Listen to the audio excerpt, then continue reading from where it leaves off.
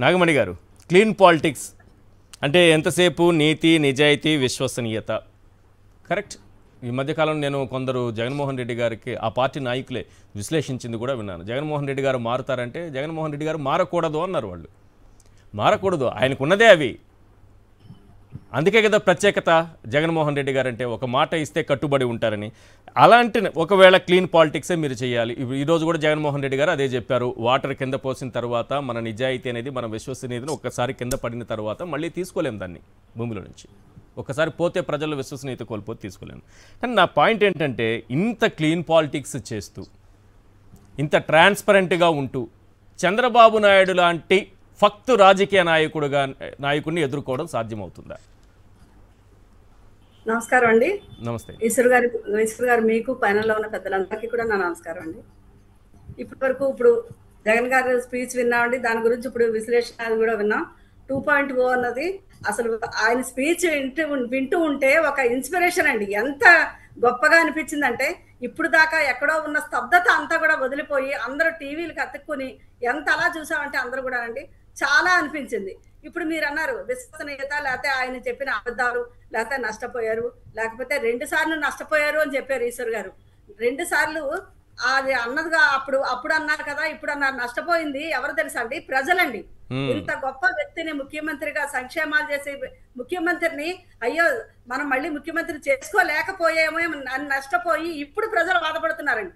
ఇలాంటి ముఖ్యమంత్రిని వదులుకున్నాము, ఇతని మాటలు విని చంద్రబాబు నాయుడు వల్ల పడి మనం ఇలా పడ్డాము అని వాళ్ళు బాధపడుతున్నారండి. జగన్మోహన్ రెడ్డి గారు సర్వేజన సుఖన భవంతు అని పరిపాలన చేశారు. అదే చంద్రబాబు నాయుడు గారు సర్వేజన సంక్షోభమస్తు అని చేస్తున్నారండి. ప్రతి జనాల్ని కూడా సంక్షోభంలో ముంచి పెడుతున్నారండి. ఆయన ప్రతిదీ అబద్ధాల పుట్ట. ఏవైనా వచ్చారు, ఏవైనా చేసుకుంటున్నారు. అక్కడ దాకా ఎందుకండి? విద్య వైద్యం వద్దు, అమరావతి ముద్దు అని పెడుతున్నారు. హలో, ప్లీజ్ మేడం చెప్పండి మేడం. విద్య, వైద్యం, సంక్షేమం ఇలాంటివి ఏమీ వద్దు. మేము అనుకున్నది ఒకటే, అమరావతిని కట్టాలి. దానికి ఎన్ని అడ్డంకులు వచ్చినా, ఎన్ని నష్టాలు వచ్చినా, వరల్డ్ బ్యాంక్ వద్దంటున్నా సరే అమరావతే ముద్దు.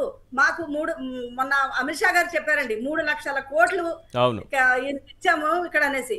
3 లక్షల కోట్లు వచ్చింది. ఈయన దాదాపు 1,26,000 కోట్ల వరకు ఈయన అప్పు చేశారు. ఇదంతా కూడా మీరు అన్నట్టు ఏ సంక్షేమానికి, ఏ పథకానికి వేయకుండా ఇదంతా చేశారంటే ఆయన కూడా ఇప్పుడు చెప్తున్నారండి, మాకు అమరావతే ప్రాధాన్యత. ఈరోజు జగన్మోహన్ రెడ్డి గారి స్పీచ్తో మొత్తం పార్టీ నాయకుల్లో, క్యాడర్లో, ముఖ్యంగా కార్యకర్తలు ఏదో కొంత అసంతృప్తితో ఉన్నారు. వాళ్ళలో ఒక ఆత్మవిశ్వాసం అయితే రాగలిగిందా? అసంతృప్తే కాదు, భయాందోళనలో ఉన్నారు. నిజం చెప్పాలంటే చాలా భయపడిపోయారు. ఈ పెడుతున్నటువంటి కేసులు, అక్రమ కేసులు చూసి చిన్న ప్రశ్న వేయాలంటేనే భయం. సో ఈ రోజుతో కొంత ధైర్యంగా అందరూ ముందుకు రాగలిగిన పరిస్థితి వచ్చింది అనుకుంటున్నారా? చాలా ధైర్యం సార్, చాలా ధైర్యం. జగన్మోహన్ రెడ్డి గారు ప్రజల కోసమే చేశారు అని చెప్తున్నారు. నాయకులను పట్టించుకోలేదు, కార్యకర్తలను పట్టించుకోలేదు. దానికి ఒక చిన్న మాట సార్ ఏంటంటే, ఒక కుటుంబంలో అన్నదమ్ములు, అక్క చెల్లెలు వీళ్ళందరూ కూర్చొని ఉన్నప్పుడు ఎవరో బయట వాళ్ళు వస్తే ఏదైనా పెట్టేటప్పుడు ముందు బయట వాళ్ళకి వాళ్ళ అయ్యో వచ్చారు గౌరవంగా చూసేద్దాం, మన వాళ్ళు చూద్దాం నెమ్మదిగా అనుకుని ఉండొచ్చు. అలాంటి చిన్న జరిగి ఉండొచ్చు. కానీ కార్యకర్తల్ని, నాయకుల్ని ఆయన పక్కన పెడదామన్న ఉద్దేశం జగన్మోహన్ రెడ్డి గారు ఎప్పుడూ లేదండి. ఎందుకంటే ఎన్నో మారిన జగన్మోహన్ రెడ్డి గారిని చూడొచ్చా కార్యకర్తలు? ఖచ్చితంగా సార్.